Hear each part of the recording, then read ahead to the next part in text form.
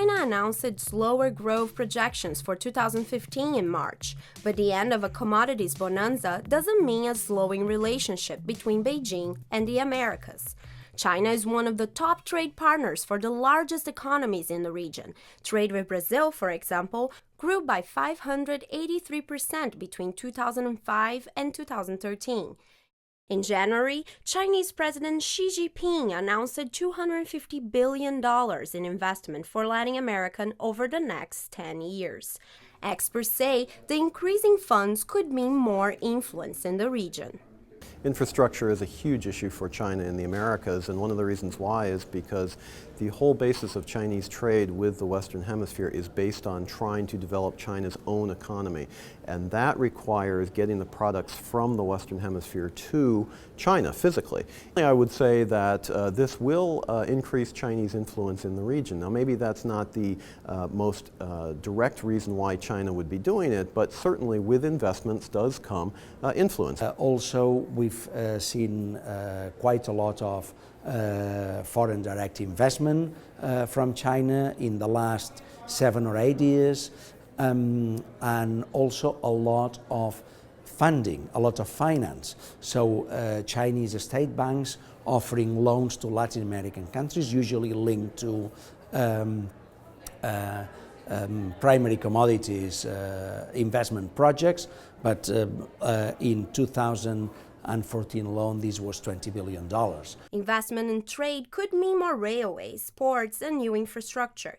But do stronger economic ties with China also represent a challenge for Latin America? China calls it foreign direct investment. It's not. Infrastructure is not foreign direct investment for the simple reason that the host government pays for those projects. That is to say, when China builds a railroad, builds a dam, builds a road, the host government pays for it. So it's not necessarily foreign direct investment.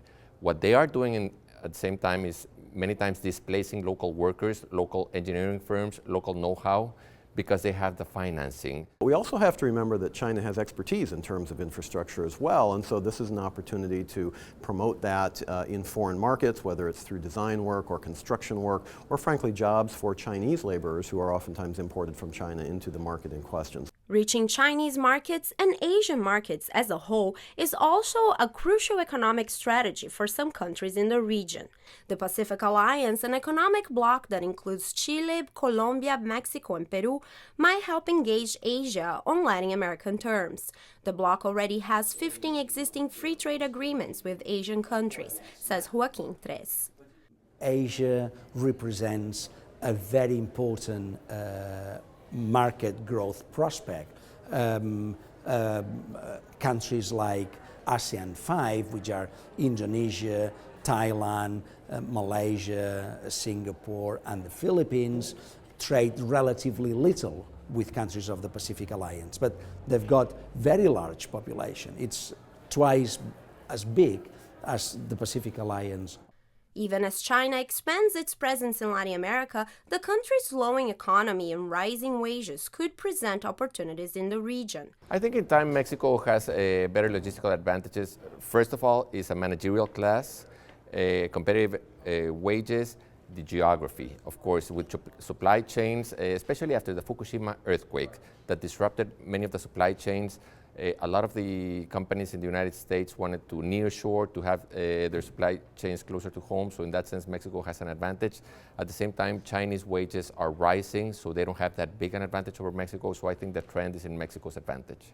Ultimately, growing ties with China can mean a shift for the region.